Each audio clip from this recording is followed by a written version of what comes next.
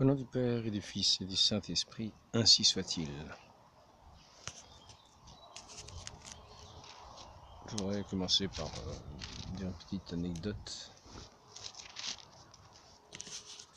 un peu amusante. Donc l'autre soir, là je suis sur le terrain de mon ami qui me reçoit sur son terrain,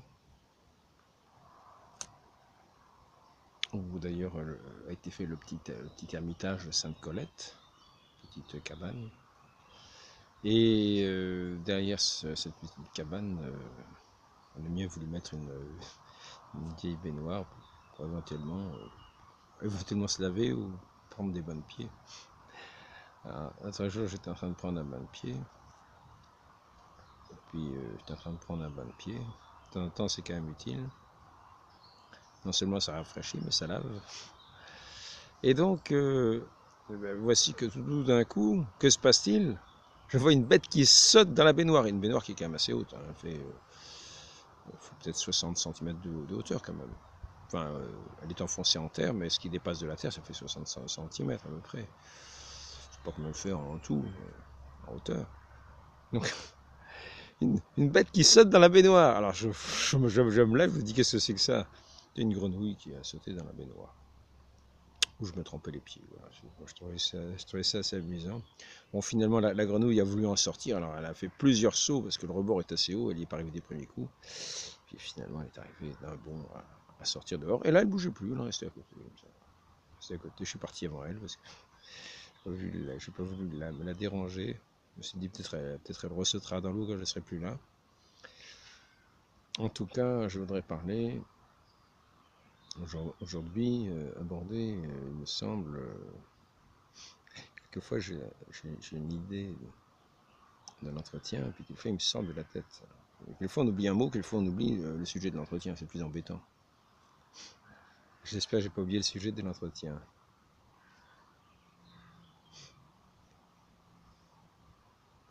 Non, je crois que j'ai pas oublié. Ça va, heureusement, ça aurait été embêtant. Enfin bon, sinon j'aurais éteint, puis ça aurait été tout. Donc je commencerai par le texte de l'évangile de ce matin. Comme les disciples s'étaient rassemblés autour de Jésus, c'est l'évangile de Jésus-Christ selon saint Matthieu. Évangile de Jésus-Christ selon saint Matthieu, tel qu'il est retranscrit par saint Matthieu. Saint Matthieu qui était le collecteur d'impôts, qui est allé à la suite du Christ, qui a donc entendu les paroles de notre Seigneur. Comme saint Jean qui est allé à la suite du Christ et qui a donc entendu les paroles de notre Seigneur. Et notre Seigneur nous a dit que l'Esprit Saint les aiderait à se souvenir de toutes ces paroles. Donc ces paroles ont été retranscrites plus tard dans ces évangiles, avec l'assistance du Saint-Esprit, pour faire bien ressouvenir de l'enseignement de notre Seigneur. Et ne croyons pas que ce soit des vains mots. Notre Dieu est tout-puissant. Sinon, ne disons pas que nous croyons en Dieu si nous ne croyons pas qu'il est tout-puissant. Et que l'Esprit Saint est incapable de en faire souvenir ce que dit le Christ. Voilà. Donc maintenant que nous avons entamé par ce roc solide sur lequel nos vies sont fondées, je voudrais déjà dire que ce n'est pas ce que disait le prêtre qui a commencé par parler, commencé par dire l'évangile, c'est Saint Matthieu qui écrit les paroles. Alors ce sont des paroles bien sûr chrétiennes. Bon, là nous sommes déjà dans un certain doute. Vous voyez, c'est pas déjà le roc solide, c'est déjà un certain doute. Donc évitons d'avoir des oreilles pour entendre ces choses-là. Quand on entend, sachons que ceux qui parlent de cette façon-là parlent en leur propre nom. Les paroles sorties de la bouche de notre Seigneur, qui sont retranscrites dans les évangiles, sont des vérités de foi divine. C'est-à-dire que nous devons y accorder notre foi comme à des vérités de foi divine, parce que ce sont des vérités de foi divine. C'est ce qu'enseigne l'Église, avec l'assistance du Saint-Esprit. Ne croyons pas que cette arche, en dehors du déluge, est une arche simplement naturelle. Non, c'est une arche surnaturelle, et l'œuvre de Dieu est éminemment surnaturelle. Comme nous le voyons par les divers miracles qui ont été opérés par tous les saints à la suite du Christ lui-même, qui non seulement calmait les tempêtes, et guérissait les malades, faisait marcher les boiteux, ressuscitait les morts, donc calmer les tempêtes, ouais, multiplier les pains. Nous avons vu cet Esprit Saint de Dieu se reposer sur lui, comme étant l'envoyé du Père, non seulement l'envoyé, comme tous les prophètes qui sont envoyés de Dieu, mais le Fils unique de Dieu, ce qui n'est pas tout à fait pareil. Ce n'est pas qu'un envoyé, ce n'est pas qu'un, comme disent certains, prophète. Donc c'est le fondement de notre Église, c'est le fondement de la foi de notre Église. Et ceux qui ont annoncé l'Évangile n'ont pas inventé des paroles qui ne seraient qu'un sable mouvant sur lequel on dirait peut-être ben que oui, peut-être ben que non. Non, établissons-nous fermement sur ces vérités de foi divine énoncées dans l'Évangile comme sorties de la bouche de notre Seigneur. Et reconnaissons-les par l'assistance que nous pouvons nous-mêmes avoir de par notre baptême. Reconnaissons-les comme étant, nous les brebis du Seigneur, reconnaissons sa parole. Voilà. Donc maintenant, soyons sûrs et marchons dans la foi. Vainqueurs du monde, et nous serons vainqueurs du monde à la suite de Christ notre Seigneur pour nous conduire à la vie éternelle. Donc maintenant, voyons ce que dit cet évangile de ce matin. Comme les disciples s'étaient rassemblés autour de Jésus sur la montagne, il leur disait « Ne jugez pas pour ne pas être jugés. Le jugement que vous portez contre les autres sera porté aussi contre vous. La mesure dont vous vous servez pour les autres servira aussi pour vous. As-tu regardé la paille dans l'œil de ton frère, alors que la poutre qui est dans le tien, dans ton œil, tu ne la remarques pas? Non, vas-tu dire à ton frère, laisse-moi retirer la paille de ton œil, alors qu'il y a une poutre dans ton œil à toi. L'esprit fou, enlève d'abord la poutre de ton œil, et tu verras clair pour retirer la paille qui est dans l'œil de ton frère. Ici, d'ailleurs, il n'est pas dit qu'on n'enlève pas la paille qui est dans l'œil du frère, mais qu'il faut d'abord enlever la poutre dans le sien. Enlever la poutre, cela se fait aussi par ce qu'on appelle la pénitence, qui nous fait enlever tout ce qui peut être scandaleux dans nos vies. Si ta main droite te scandalise, coupe-la et jette-la au feu. Ça ne veut pas dire qu'il faut se couper la main pour n'avoir qu'un trognon à la place d'une main. Ça veut dire que lorsque nous faisons des œuvres mauvaises avec nos mains, chassons ces œuvres mauvaises. Enlevons ces poutres que nous avons dans nos vies. Ne parlons pas à la légère, n'ayons pas un regard biscornu. Dans le mot biscornu, il y a bien le mot cornu. Donc souvent nous entendons dire moi je juge pas, moi je juge pas. Ah moi je juge pas. Ah non, je juge pas. C'est un problème. De dire que nous ne jugeons pas, c'est un problème assez grave. Déjà, nous n'écoutons pas bien ce que dit le Christ. Ne jugez pas pour ne pas être jugé. Le jugement que vous portez contre les autres sera porté aussi contre vous. La mesure dont vous vous servez pour les autres servira aussi pour vous. Donc, il n'est pas dit, quand il est dit ne jugez pas, il est précisé. Ne jugez pas le prochain, ne jugez pas le prochain d'une certaine manière pour le mépriser. Donc le jugement, c'est ça, ne jugez pas. Alors, on entend souvent, moi je juge pas, moi je juge pas, je juge pas. Ah non, moi je juge pas. C'est un problème assez grave. De dire je ne juge pas, c'est un, on pourra dire à la fin, c'est un manque de jugement. C'est une expression qui est assez connue. Un manque de jugement. Manque de jugement, c'est-à-dire un manque de discernement. C'est-à-dire on ne sait plus distinguer la droite de la gauche. On ne sait plus distinguer ce qui est bien du mal. On a jugé. On a jugé. Celui qui est le juge, qui sera notre juge, c'est notre Seigneur Jésus-Christ. Donc déjà, quand nous écoutons sa parole, si nous disons le contraire, nous sommes déjà sous sa condamnation, parce que nous ne croyons pas ce qu'il dit. Donc nous ne croyons pas au Christ. Celui qui ne croit pas au Fils, celui qui ne croit pas au Christ est déjà jugé, parce qu'il ne croit pas au Fils unique de Dieu. C'est Saint Jean qui dit ça dans le même passage où il est dit qu'il n'est pas venu pour juger le monde, mais pour sauver le monde. Et cependant, au même endroit, il dit, celui qui ne croit pas est déjà jugé, parce qu'il n'a pas cru au Fils unique de Dieu. Donc celui qui ne croit pas les paroles de notre Seigneur et qui va dire le contraire, est déjà jugé. Déjà jugé. Donc il s'agit de... Donc nous voyons bien qu'il y a un problème. Il s'agit quand même de savoir discerner ce qui est de l'enseignement de notre Seigneur et ce qui s'y oppose. Et d'adhérer à l'enseignement de notre Seigneur, si nous ne voulons pas tomber sous le coup du jugement. Et quand on dit qu'il est déjà jugé, il y a certains livres qui disent même que pour ceux qui sont déjà jugés, il n'y aura même pas de jugement. Il n'y aura même pas de jugement. Il n'y aura même pas de jugement dernier. Ils sont déjà jugés. Enfin, je ne sais pas s'il faut aller jusque-là, mais j'ai déjà lu ça. Ils sont déjà jugés. Donc quand on dit ne jugez pas, faisons très attention. Faisons très attention, parce que si on ne juge ni de ce qui est bien ni de ce qui est mal, nous allons faire indifféremment ce qui est bien ou ce qui est mal. Donc nous avons un jugement à porter sur la valeur des actes. Nous avons un jugement à porter sur la valeur de nos actes à nous, de ce que nous avons à faire quand nous sommes dans une situation précise, pour agir en bien ou pour agir en mal,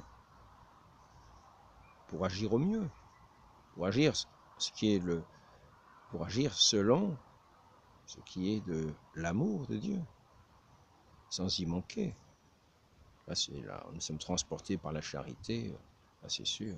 Quand nous sommes transportés par la charité, c'est sûr que il n'y a même pas de jugement à porter.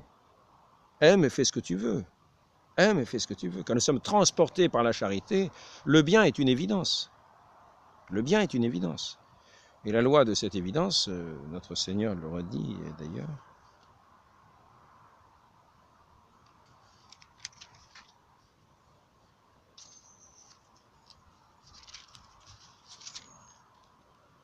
le bien, c'est bien que... Alors ici, c'est pas ça, je l'ai lu tout à l'heure. Voilà, tout ce que vous voudriez que les autres fassent pour vous, faites-le pour eux, vous aussi. Voilà ce que dit toute l'Écriture, la loi et les prophètes. Donc ceux qui sont animés de cette charité ne vont pas se poser 36 questions, ne vont pas arriver devant ce discernement comme un jugement. La chose ressemblera dans cette vue de la charité qui est comme un feu qui nous fait voir toutes choses dans sa pleine lumière. Ce sera comme un emportement, l'action se fera quasiment divinement. Il y aura peut-être une réflexion au départ, en voyant la situation dans laquelle se trouvent certaines personnes, et qui nous fera porter du secours. Secours que la charité ne manquera pas de mettre en nos cœurs, pour les éclairer, pour savoir ce que nous allons faire, sans en douter. Mais nous pouvons nous trouver aussi dans des situations où il nous faut juger. Il faut juger. Est-ce que c'est une bonne chose? Est-ce que c'est une mauvaise chose? Est-ce que si je fais ça, ça semble faire plaisir à la personne? Mais, en fait, ça va quand même contre les commandements du bon Dieu. Donc c'est une mauvaise chose. Donc je juge intérieurement que ce n'est pas à faire, même si ça lui fait plaisir. Ce que vous voudriez, la phrase, elle est là. Ce que vous voudriez que les autres fassent pour vous, pour nous, on ne veut pas que les autres fassent un péché. On ne veut pas que les autres nous fassent pécher. Donc nous-mêmes, évitons. Nous voulons plutôt qu'ils soient éclairés sur des lumières divines, afin qu'ils puissent eux-mêmes régler leur pas sur ces lumières divines qu'ils auront. Donc montrons toute la clarté, toute la lumière possible que nous pourrons apporter. Voilà ce que nous désirons. Et puis après ça, si nous sommes dans certains dénûments, nous souhaiterons aussi être secourus. Et donc nous ne manquerons pas Voilà, si nous suivons notre Seigneur, si nous avons son Esprit Saint, de porter secours à ceux qui seront dans le dénuement, ne resteront pas inertes.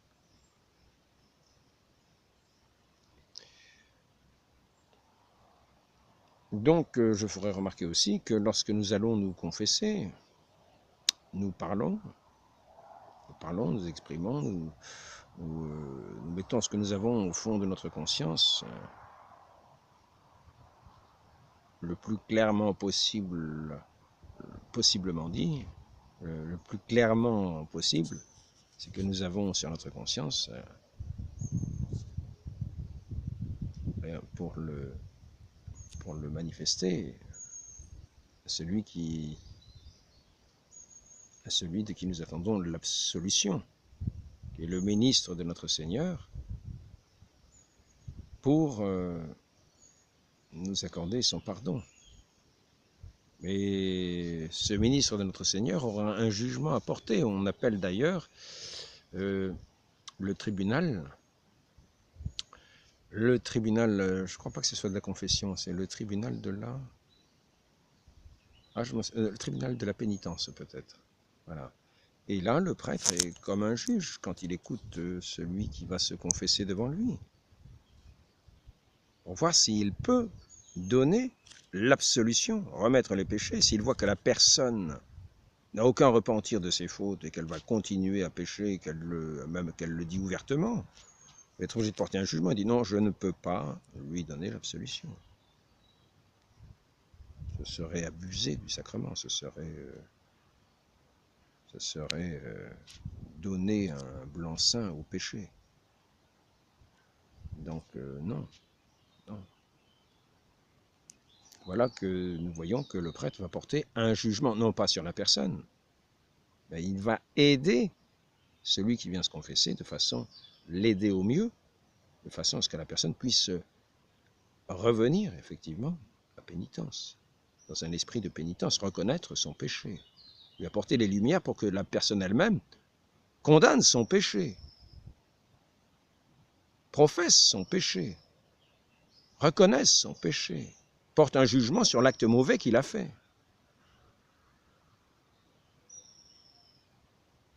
Et Dieu qui est miséricordieux, lorsque la personne reconnaît son péché, qu'elle le condamne elle-même, bon Dieu est prêt de le pardonner et accorde à ce moment-là son pardon par le ministère du prêtre, qui est le ministre du sacrement. Après ça, il s'agira de faire des réparations. Des réparations pour le mal qui a été commis, car nous jugeons que nous avons mal agi. Donc il ne s'agit pas de dire « je ne juge pas », car nous avons jugé nos actions mauvaises. Les actions mauvaises, elles n'ont pas été faites en pleine charité. Elles ont été faites par une conscience troublée, par une conscience confuse, par une conscience qui n'agit pas dans la droiture du cœur, la droiture en correspondance à ce que, aux lois divines, ces lois de l'amour, qui récapitule la loi et les prophètes, l'amour, qui récapitule toutes choses. Nous avons été plutôt idolâtres. Nous avons eu pour maître, non pas Dieu, mais l'argent, le monde, nous-mêmes. Et nous avons, pour commettre ce péché, banni le bon Dieu. Donc nous revenons à lui, nous demandons pardon. Nous reconnaissons notre misère et notre bon Dieu, notre Seigneur, qui est miséricordieux, parce que nous reconnaissons notre misère, se montre miséricordieux. De la mesure dont nous mesurons, nous serons mesurés. Si nous n'avons aucune miséricorde, si nous avons jugé sans aucune miséricorde, ce pardon ne peut pas nous être non plus accordé. Pardonne-nous comme nous pardonnons à ceux qui nous ont offensés. Donc il y en a qui nous offensent, et on le voit bien. Donc, nous émettons un jugement au moins sur l'offense qui est faite. Et après ça, il ne s'agit pas de condamner la personne, c'est-à-dire de la juger de cette manière qu'on la condamne. qu'on la jette qu'on jette comme si on jetait le bébé avec l'eau du bain.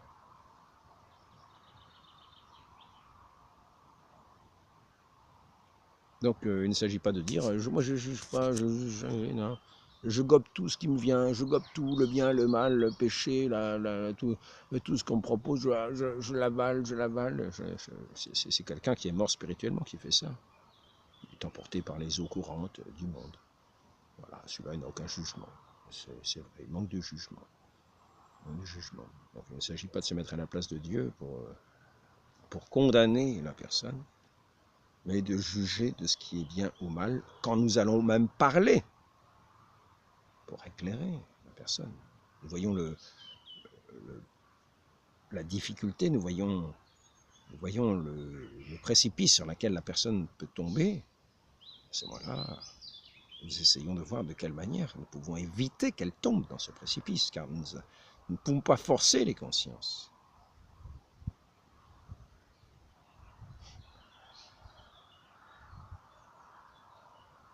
Pour éviter un crime, peut-être, ce serait pas mal de mettre quelqu'un en prison s'il nous dit qu'il va commettre tel crime, qu'il ne peut pas s'en empêcher, qu'il fait une crise. À ce moment-là, peut-être, si on voit qu'il fait une crise de folie, peut-être on peut l'enfermer, en attendant que sa crise passe. Pas attendre qu'il ait ravagé, qu'il ait fait un carnage. Non, s'il nous dit qu'il va faire un carnage, il vaut mieux éviter de le faire. Donc, c'est simplement, je voulais juste dire un petit entretien sur ce sujet, pour qu'on ne dise pas trop facilement « Oh, moi je ne juge pas, je ne juge pas ». Il faut savoir de quoi il s'agit. Il faut justement juger pour savoir de quoi il s'agit. Nous avons, mon Dieu nous a donné une intelligence, c'est pour nous en servir. C'est un esprit de jugement, un esprit de discernement, un esprit de réflexion. Et dans le mot réflexion, il y a aussi le mot jugement. On juge ce qui est à propos de dire ou ce qui ne l'est pas. Ce qui est à propos de dire pour aider quand la charité nous anime. À ce moment-là, le bon Dieu peut nous faire trouver les paroles qui peuvent être l'aide, le secours nécessaire à la personne en face.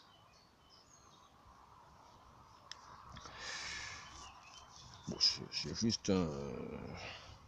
Bon, je ne peux pas en dire trop. C'est simplement pour éviter cet abus de langage de dire « moi je ne juge pas ». Voilà, très bien. Ce n'est pas... Nous remarquerons que nous sommes quasiment dans tout ce que nous faisons, à juger comment nous allons faire une chose, ce qui est à faire, ce qui n'est pas à faire, etc. Toute la journée, nous exerçons notre jugement.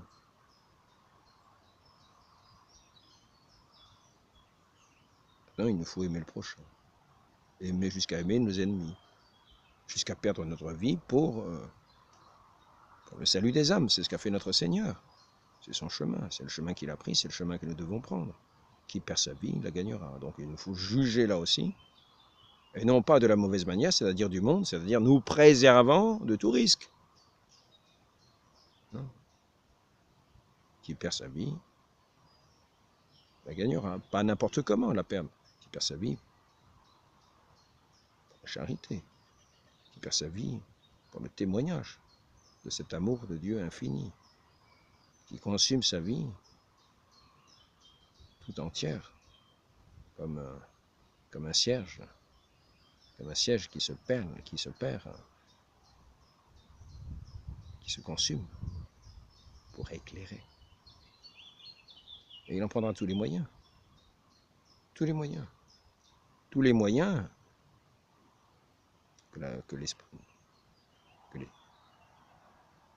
que la force de l'Esprit Saint donnera de prendre. Plus nous entrerons dans cette vision de foi, dans cette perspective d'amour, de foi, plus nous serons prendre les moyens afin de nous consumer. Et c'est là le jugement qu'il nous faut avoir, pour trouver ces moyens qui fera que nous serons davantage nous consumer dans l'amour de Dieu. C'est là la vraie prudence, elle est là. Pas de s'économiser, d'arriver au bout de sa vie avec une bougie qui n'est même pas entamée. Il s'agit d'avoir consumé le cierge, cierge de sa vie, dans la lumière de Dieu. Il faut savoir justement juger pour que nous sachions arriver à la fin de notre vie, le cierge entièrement consumé. Non pas apporter un mauvais jugement qui fasse que, tiens, voilà, tiens, ah ben, mon cierge est intact, hein, je vous apporte ma pièce que vous m'aviez donnée, ben, la voilà, je l'avais plantée, j'avais enterrée là. Voilà, parce qu'on a mal jugé, on a eu peur, on était dans la crainte du monde, on était dans la peur du manque, dans la peur de perdre notre vie en servant Dieu. Parce qu'on a exercé mal notre jugement par ignorance de son immense amour, par ignorance de notre vie éternelle vers laquelle nous tendons. Donc, ne soyons pas, lorsque nous jugeons de façon sainte, façon sous le regard de Dieu, toute chose. Regardons, c'est-à-dire jugeons sous le regard de Dieu. Non pas sous le regard du monde, par le regard du monde. Non pas ce regard du monde pour juger de toute chose à l'aune de ce monde, non. Jugeons à l'aune de Dieu, à l'aune de sa parole, dans la lumière de son Esprit Saint. Demandons cette grâce à la très sainte Vierge Marie pour agir en toutes choses selon sa grâce, selon son amour, selon sa volonté. Ainsi soit-il. Au nom du Père et du Fils et du Saint-Esprit. Amen.